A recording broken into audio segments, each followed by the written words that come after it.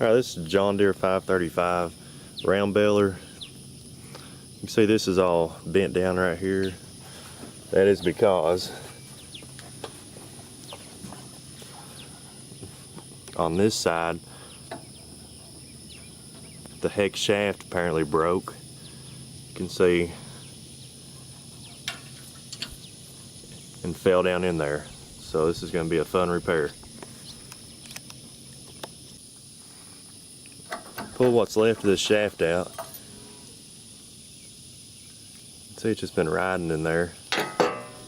Wore it down. Surprisingly enough, this bearing still feels good.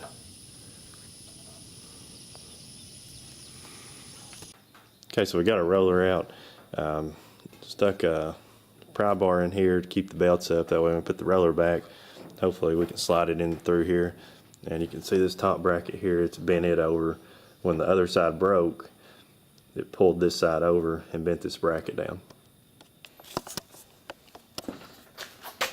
Okay, now that's out, you can see this piece just twisted off, broke off.